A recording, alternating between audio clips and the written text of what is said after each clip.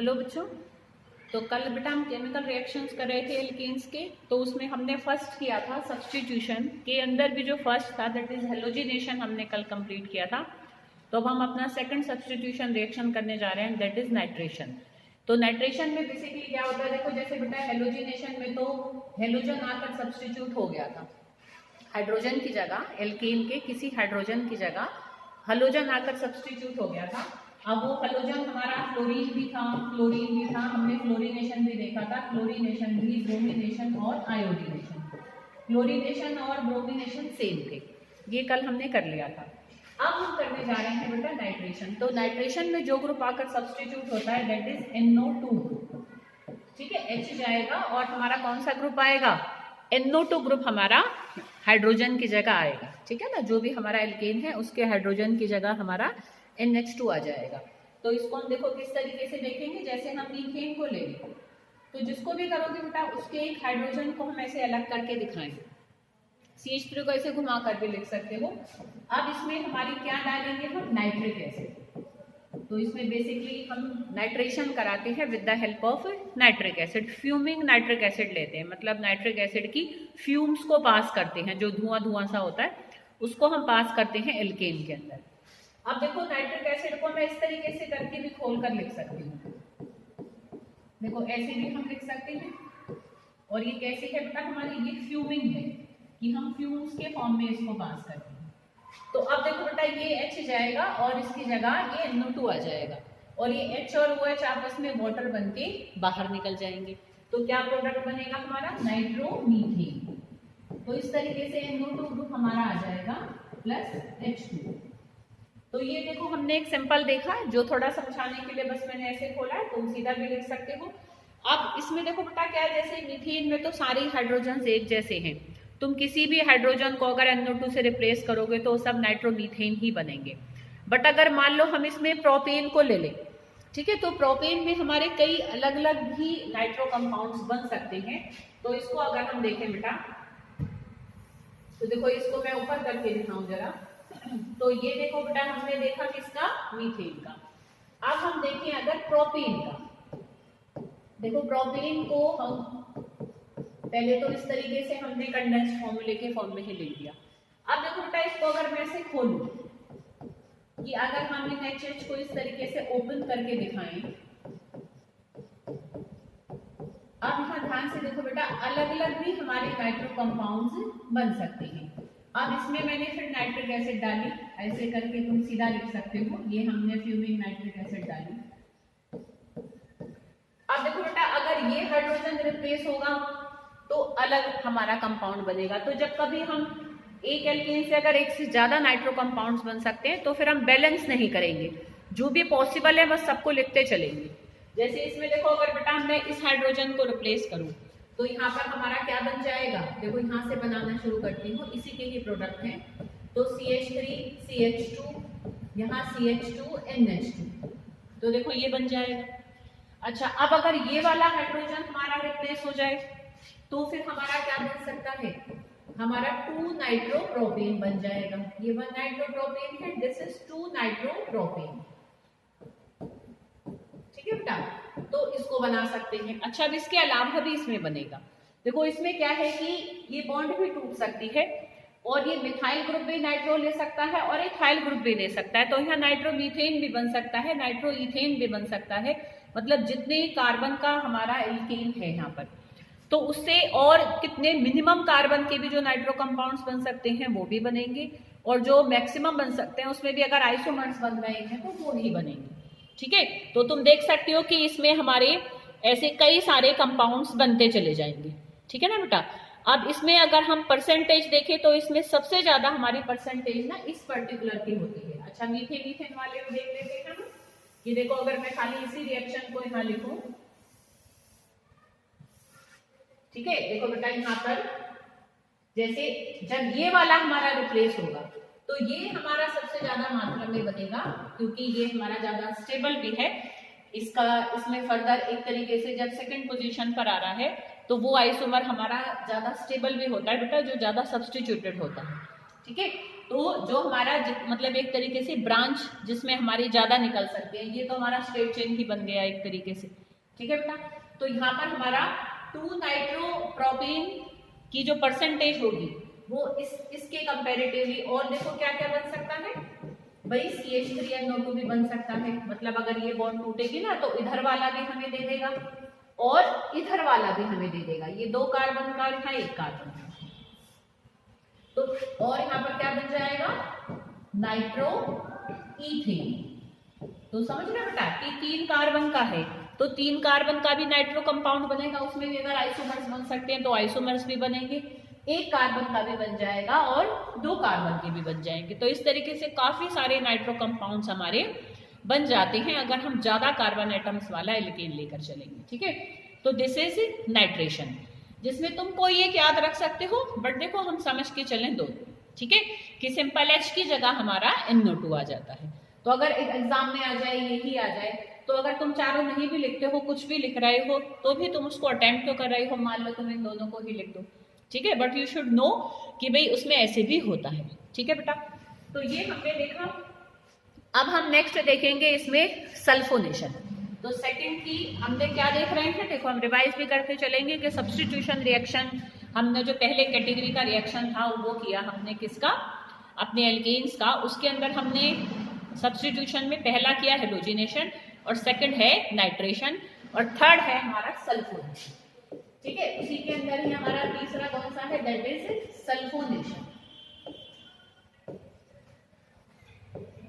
अब सल्फोनेशन में क्या होता है, उसमें हम सल्फ्यूरिक एसिड को डालते हैं, ठीक है। नाइट्रेशन में नाइट्रिक एसिड को, सल्फोनेशन में हम सल्फ्यूरिक एसिड को ऐड करते हैं।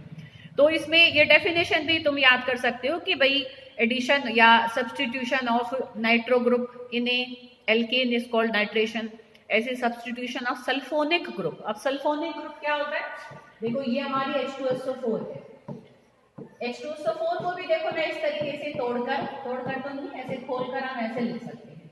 तो इसमें ये हमारा क्या है, सल्फोनिक ग्रुप है।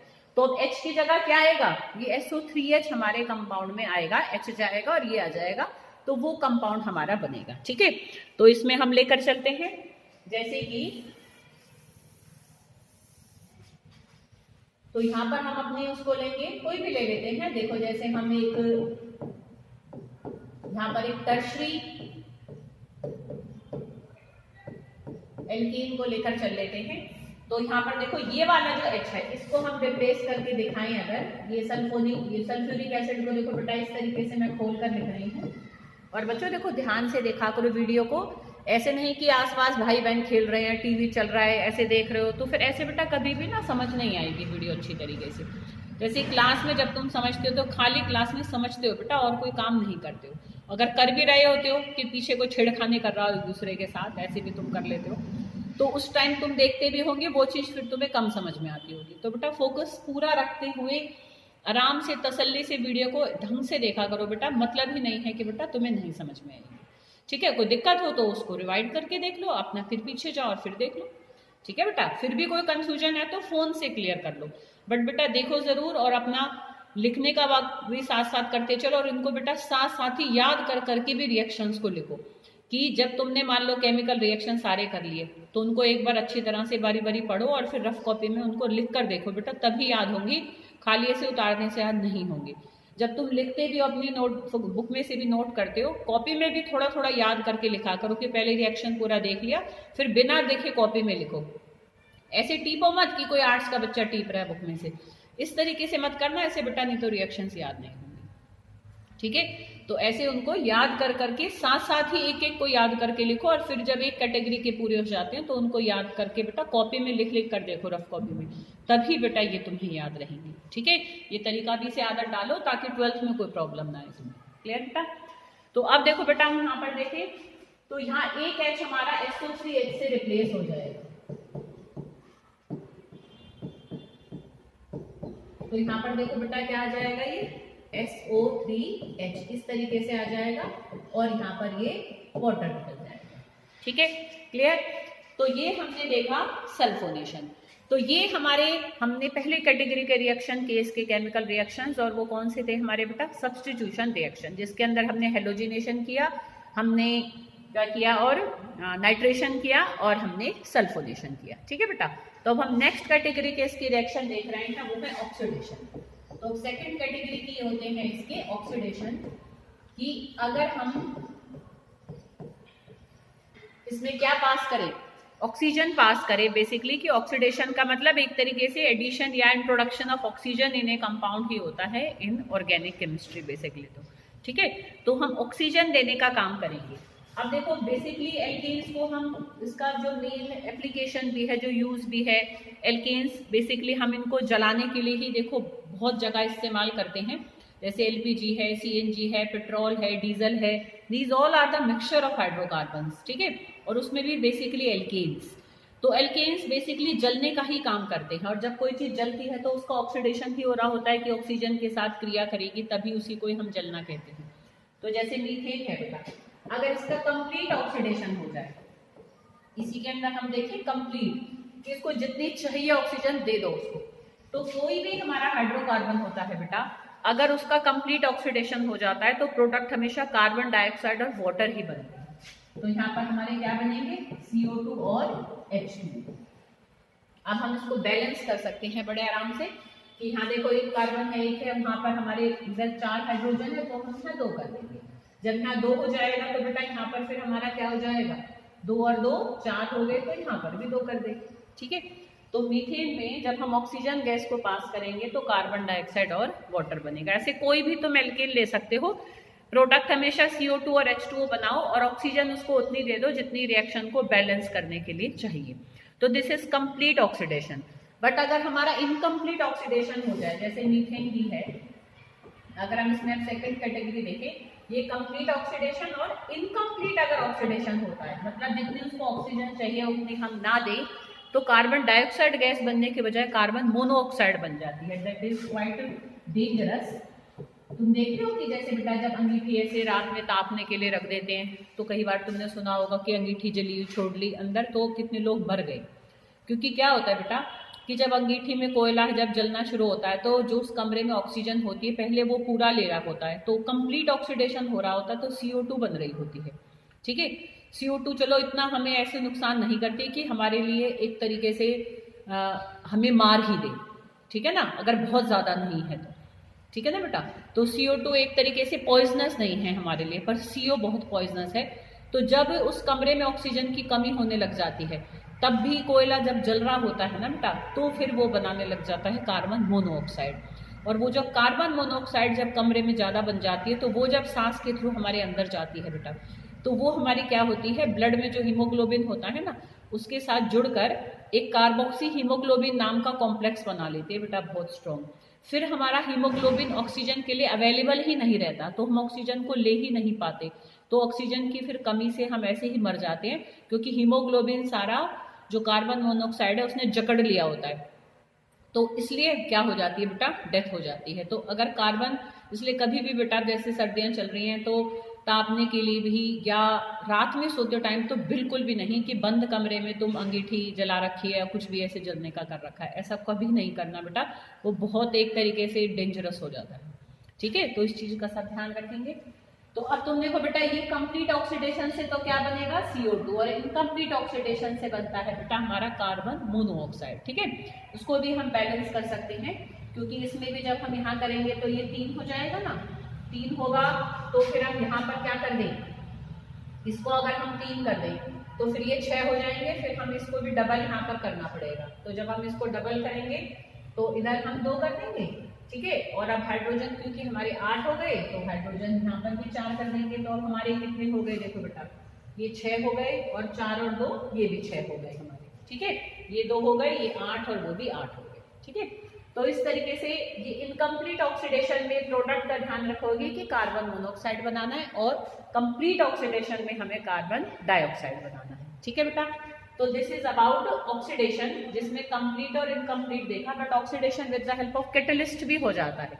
ठीक है, कि अगर कैटलिस्ट की हेल्प से हम किसी एल्केन का ऑक्सीडेशन कराते हैं तो फिर अल्कोहल्स बनते हैं हमारे, जैसे कि यहाँ पर हमारा मेथेनॉल बनेगा। कि कॉपर की ट्यूब ले लेते हैं, जैसे कॉपर की वेसल नहीं होती है बेटा, जैसे देखो तांबे के बर्तन होते हैं, पानी भी भर के रखते हैं, तो कॉपर की ही ट्यूब में हम मीथेन गैस और ऑक्सीजन को हमने पास कर दिया, तो हमारा अल्कोहल बन जाता है, मेथेनॉल बन जाएगा हमारा।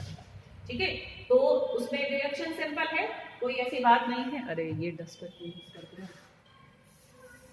तो यहाँ पर हम देखो बेटा क्या करेंगे, इस तरीके से अगर हम यहाँ पर क्या करेंगे, इसका कैटालिटिक ऑक्सीडेशन की कैटलिस्ट की हेल्प से अगर हम ऑक्सीडेशन करेंगे, तो जैसे ये मीथेन है, ये ऑक्सीजन है, और यहाँ पर हम कॉपर की ट्यूब लेंगे और इसको थोड़ा हीटिंग पे देंगे, तो यहाँ पर हमें क्या मिल जाएगा, मेथेनॉल।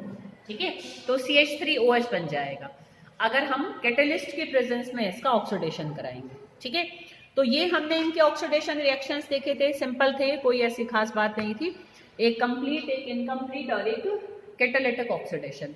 अब हम इसका थर्ड करने जा रहे हैं, दैट इज आइसोमेराइजेशन। तो थर्ड कैटेगरी के इसके रिएक्शन कौन से हैं बेटा, आइसोमेराइजेशन। अब आइसोमराइजेशन में देखो नाम से थोड़ा थोड़ा तुम्हें क्लिक करा हो कि एक आइसोमर को हम दूसरे आइसोमर में बदल सकते हैं with the help of AlCl3। ठीक है, AlCl3 अगर हम डाल देते हैं ना बेटा, तो ज्यादा स्टेबल आइसोमर में कंपाउंड कन्वर्ट हो जाता है। जैसे अगर मैं ब्यूटेन को ले लूं,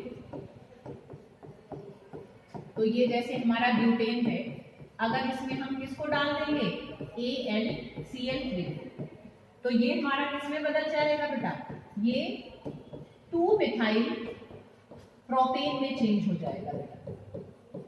ठीक है, ज्यादा सब्स्टिट्यूटेड हमारा ज्यादा स्टेबल होता है, जैसे स्ट्रेट चेन है, इसमें ब्रांच आ गई है, तो यहाँ पर हमारा क्या मिल जाएगा, हमें 2-मिथाइल प्रोपेन मिल जाएगा from butane with the help of AlCl3। थोड़ा सा हम HCl भी डाल देते हैं, और हीटिंग भी खैर यहाँ पर होती है 573 केल्विन। ठीक है, तो जब हम AlCl3 की प्रेजेंस में हीट करेंगे किसी आइसोमर को, तो वो अपने दूसरे आइसोमर में चेंज हो जाएगा। ठीक है बेटा, आ रही है बात समझ में, मतलब बेसिकली ज्यादा ब्रांच्ड में चेंज हो जाएगा। तो ये आइसोमराइजेशन है। नेक्स्ट और लास्ट हम इसका रिएक्शन देखेंगे, दैट इज एरोमेटाइजेशन।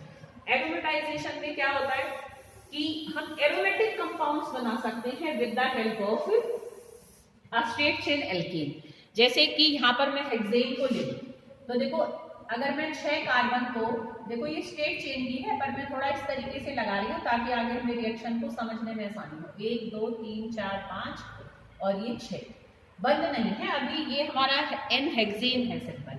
ठीक है, इसको मैं सबको बॉन्ड्स को लगा दूं यहाँ पर, तो यहाँ तुम देख सकते हो कि क्योंकि ये सारे हमारे सिंगल बॉन्ड्स हैं, it is a alkane, it is an alkane, तो यहाँ पर हमारा ये N हेक्सेन है। अब हमें यहाँ पर ना बहुत सारे एक तरीके से कैटलिस्ट का मिक्सचर डालना पड़ता है। जैसे हम क्रोमियम की ऑक्साइड ले लेंगे, वेनेडियम की लेंगे, मोलिब्डेनम की लेंगे, मोलिब्डेनम या एल्यूमिनियम में से हम किसी की भी ले सकते हैं। ठीक है, तो बेसिकली क्रोमियम, वेनेडियम और मोलिब्डेनम, तो अगर हम इन सबको डाल देंगे इसमें और इसके साथ इसको करेंगे हीट। ठीक है, क्रोमियम की डाल दी, वेनेडियम की डाल दी, हमने मोलिब्डेनम की डाल दी, इसकी जगह हम एल्यूमिनियम की भी डाल सकते हैं। ठीक है, तो यहाँ पर हमारा जब हम इन सब के साथ मिलाकर इसको हीट करेंगे ना, तो इसमें साइक्लाइजेशन हो जाती है, मतलब ये सब अपना एक H छोड़ देते हैं यहाँ पर। तो यहाँ पर एक तरीके से -3H2, देखो सब एक छोड़ेंगे, 6 हैं, तो यहाँ पर इस तरीके से हाइड्रोजन्स निकल जाएंगे। जैसे सब एक हाइड्रोजन यहाँ पर छोड़ेंगे, ठीक है ना बेटा, तो यहाँ पर बेसिकली क्या हो जाएगा, देखो ये खैर ज्यादा तो ये बाद में छोड़ेंगे, पहले इसमें बेसिकली क्या होगा कि पहले इसमें देखो बेसिकली क्या होगा हमारा कि पहले रिंग बनेगी। तो देखो इसको हम ऐसे करेंगे कि एक H ये छोड़ेगा, एक H ये छोड़ेगा हीटिंग से, तो पहले एक H2 मॉलिक्यूल रिमूव होगा। अब तुम देखो कि जब ये सब ये कोने वाला एक छोड़ देगा, तो ये आपस में एक दूसरे के साथ बॉन्ड बनाकर अपनी चौथी बॉन्ड को पूरा कर लेते। तो एक H इसने छोड़ा, एक इसने छोड़ा, तो पहले तो H2 निकल गया और यहाँ पर हमें मिला पहले साइक्लोहेक्सेन। ठीक है, 2 स्टेप में देखें, एकदम एक साथ नहीं देखेंगे। तो पहले तो रिंग बन गई, साइक्लाइजेशन तो हो गया। अब इसमें देखो बेटा क्या हो जाता है कि इसको हम फर्दर हीट करते रहते हैं, तो इसमें से अब सब एक हाइड्रोजन और छोड़ देंगे। तो अब जब ये एक हाइड्रोजन बेटा और छोड़ देंगे, तो अब वैलेंसी को पूरा करने के लिए, बॉन्ड्स अपनी 4 रखने के लिए सबको आपस में बनानी पड़ जाएगी डबल बॉन्ड, कि सब एक जब डबल बॉन्ड बनाएंगे तो एक छोड़कर एक बनेगी, तो हमें मिल जाएगा यहाँ पर बेंजीन। तो ये क्या मिल गया, एक एरोमेटिक कंपाउंड हमें मिल गया। तो कैटलिस्ट के प्रेजेंस में जब हीट करते हैं तो हमें एक स्ट्रेट चेन से हमें एक एरोमेटिक कंपाउंड मिल जाता है। तो ये C6H12 है और ये C6H6 है। तो इस तरीके से एरोमेटाइजेशन करके हम एक रिंग कंपाउंड को बना सकते हैं। अब हम एल्केन्स के अगर यूजेस को देखें तो अब हम एल्केन्स के लास्ट पर हैं। तो अभी थोड़ी देर पहले भी मैं तुम्हें बता रही थी, तो पेट्रोल, डीजल, CNG, LPG, इन सब में हमारे बेसिकली क्या होते हैं बेटा, एल्केन्स ही होते हैं। जैसे LPG ब्यूटेन और आइसोब्यूटेन का मिक्सचर होता है, तो हम कुकिंग पर्पसेस के लिए यूज़ करते हैं, व्हीकल्स को हम रन करने के लिए यूज़ करते हैं। ऐसी जो हमारा मीथेन होता है ना बेटा, उसको हीट करके हम कार्बन ब्लैक बना लेते हैं, जिससे कि हम ब्लैक इंक्स बना सकते हैं, जो प्रिंटिंग की इंक होती है, पेंट बना सकते हैं। ठीक है, ऑटोमोबाइल के टायर बनाने में भी वो यूज़ होता है। ठीक है, तो ये बेसिकली सारे हमारे एल्केन्स के यूजेस हैं। तो उनको मैं निशान लगा कर भेज दूंगी, तो वो सब तुम लिख लेना।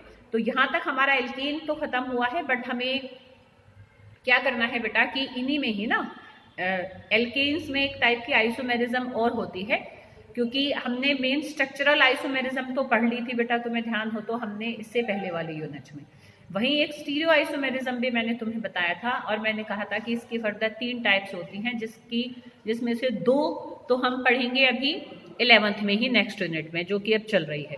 ठीक है, और एक हम पढ़ेंगे बेटा 12th में। तो इसमें जो हमने एक कर ली है, जो अभी जैसे हमने एल्केन्स को अपना अभी अभी फिनिश किया है, तो एल्केन्स में ही हमारी एक आइसोमेरिज्म हमें करनी है। तो आफ्टर कंप्लीटिंग एल्केन्स की हमने रिएक्शन से रिलेटेड सारा वर्क कर लिया, तो अब इसकी जो आइसोमेरिज्म है उसको हम नेक्स्ट वीडियो में करेंगे।